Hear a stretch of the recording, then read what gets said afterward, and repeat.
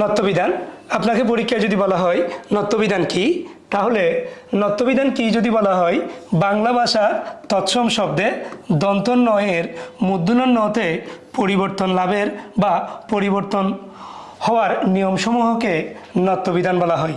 আমি আরও একবার বলছি, বাংলা ভাষায় তৎসম শব্দের বানানে দন্ত নয়ের মূর্ধন্য নতে পরিবর্তিত হয়ে যাওয়ার নিয়ম বা বিধিবিধানকে নত্যবিধান বলা হয়। নত্যবিধান মূলত দেশি, বিদেশি এবং তদ্ভব শব্দের মধ্যে মূর্ধন্যয়ের ব্যবহার হয় না। আবারও বলছি, দেশি, বিদেশি এবং তদ্ভব শব্দের মধ্যে মূর্ধন্যয়ের ব্যবহার হয় না। শুধুমাত্র তৎসম শব্দের বানানে মূর্ধন্যয়ের ব্যবহার হয়। তার জন্য বাংলা ভাষায় তৎসম শব্দের বানানে মূর্ধন্যয়ের সঠিক ব্যবহারকেই নত্যবিধান বলা হয়। যেমন এবার খেয়াল করেন, নত্যবিধানের আমি কয়েকটি গুরুত্বপূর্ণ নিয়ম এখানে দিয়েছি, স্লাইডে খেয়াল করেন। 1 নম্বরে দেখেন রি, র, মূর্ধন্য স, এই কয়েকটি বর্ণের পরে যদি আপনি দন্তান্ন দেখেন সেটি মূর্ধন্য হয়ে যাবে। খেয়াল করেন, ঋণ বানানটা খেয়াল করেন, ঋণ, রির পরে আমরা মূর্ধন্য দিয়েছি, এরপরে ঘ, রিকার মূর্ধন্য, রিকারের পরে মূর্ধন্য দিয়েছি, এরপরে দেখেন বর্ণ, বর্ণ, বর্ণ, এই যে র্যাপের পরে মূর্ধন্য দিয়েছি। এখন কথা হলো, যদি আপনি রি দেখেন, র দেখেন, মূর্ধন্য স দেখেন, এই কয়েকটি বর্ণের পরে আপনি দন্তান্নর জায়গায় মূর্ধন্য করে দিবেন, সেটি মূলত নত্যবিধান।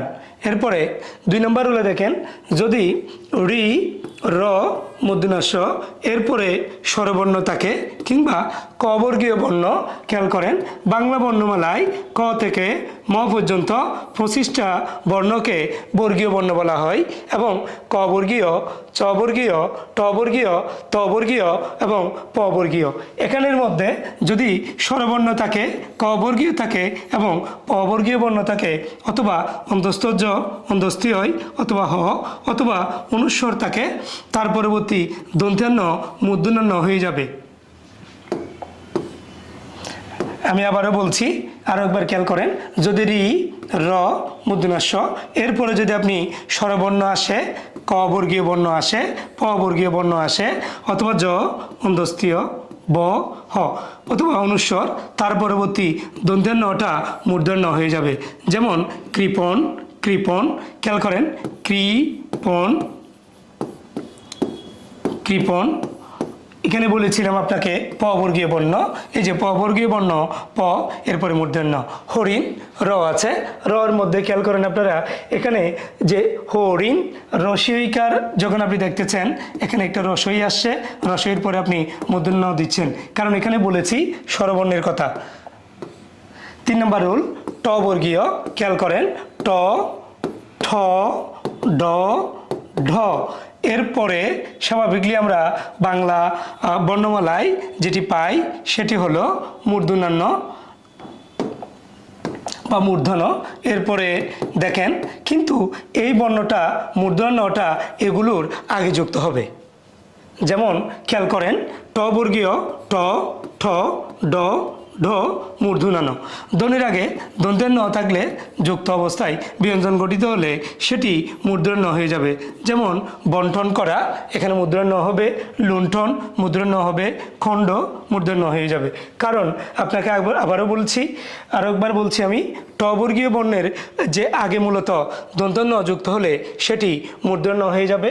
এরপরে 4 প্র, পরা, পরি, নির, এই 4টি উপসর্গের এবং অন্তর শব্দের পরে ন থাকলে, নম থাকলে, নস থাকলে, নহ থাকলে, নি থাকলে এই কয়েকটি ধাতুর দন্তন্য মূর্ধন্য হয়ে যাবে।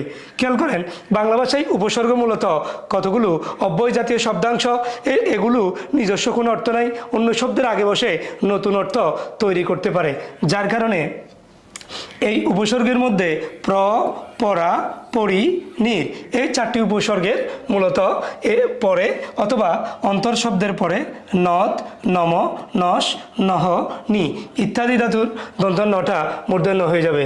যেমন প্রণাম শব্দটা খেয়াল করেন, প্রণাম, প্রণাম।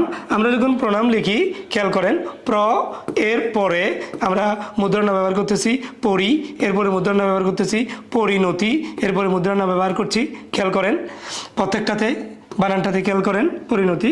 এরপরে যদি আপনি পরি ইত্যাদির পরে নি উপসর্গের দন্ত্যান্ন দেখেন সেখানে মূর্ধন্য হয়ে যাবে, যেমন প্রণিপাত এবং প্রণিধান ইত্যাদি। এখন কথা হলো এই নত্যবিধির কতগুলো ব্যতিক্রম আছে বা কতগুলো শব্দে স্বভাবতই মুদ্রান্ন হয়, এগুলো কোনো নিয়ম অনুসরণে হয় না। যেমন কণা, গৌণ, নিপুণ, বাণিজ্য, লবণ, মন, বেণু, কণিকা, কল্যাণ, মণি, বেণী, অনু, আপন, বাণী। এরপরে দেখেন নিপুণ, পানি, কোণ, পণ, বণিক, গুণ, গণনা, পণ্য, বান ইত্যাদি। তাহলে আমরা রুল পেলাম 6টি। প্রথম রুল রি, র, স এরপরে দন্ত্যান্ন থাকলে মূর্ধন্য হয়ে যাবে। যদি রি, র, স এরপরে স্বরবর্ণ আসে ক বর্গীয় বর্ণ, প বর্গীয়, জ অন্তস্থীয়, হ অনুস্বর থাকে, তার পরবর্তী দন্ত্যান্ন মূর্ধন্য হয়ে যাবে। ট বর্গীয় বর্ণের পরে দন্ত্যান্ন আসলে মূর্ধন্য হয়ে যাবে। যেমন পরা, পরি, নির ইত্যাদি এই চারটি উপসর্গের পরে যদি আপনি কোনো অন্তর শব্দের পরে যদি নত, নম, নস, নহ, নি ইত্যাদি ধাতু আসে দন্ত্যান্নটি মূর্ধন্য হয়ে যাবে।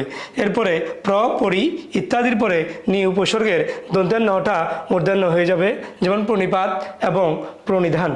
কতগুলো শব্দে স্বভাবতই মূর্ধন্য হয় বলেছি, যেমন কণা, গৌণ, নিপুণ, বাণিজ্য, লবণ, মন, বেণু এ জাতীয় শব্দগুলো। আমরা দ্বিতীয় স্লাইডে যাব। নত্যবিধান আপনি এতক্ষণ পড়েছেন, কোথায় কোথায় নত্যবিধানটা ব্যবহার করবেন। এখন আমরা পড়ব বাংলা ব্যাকরণের কোথায় কোথায় নত্যবিধান আপনি ব্যবহার করতে পারবেন না।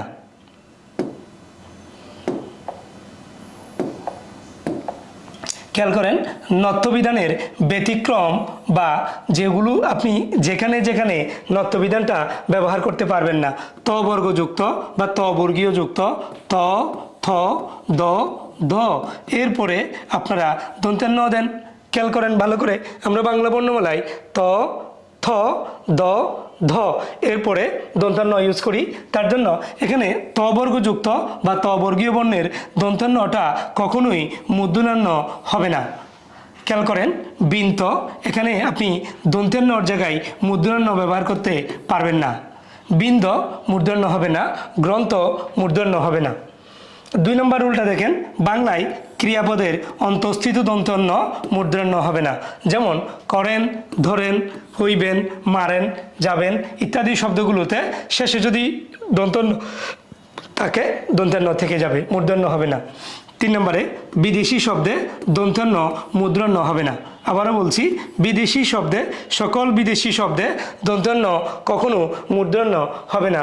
যেমন কোরআন, জার্মান, নিশান এই জাতীয় শব্দগুলো বিদেশি শব্দ, এই বিদেশি শব্দের বানানে আপনি মূর্ধন্য দিতে পারবেন না। এরপরে পদের অন্তঃস্থিত দন্ত্যান্নটা মূর্ধন্য হবে না।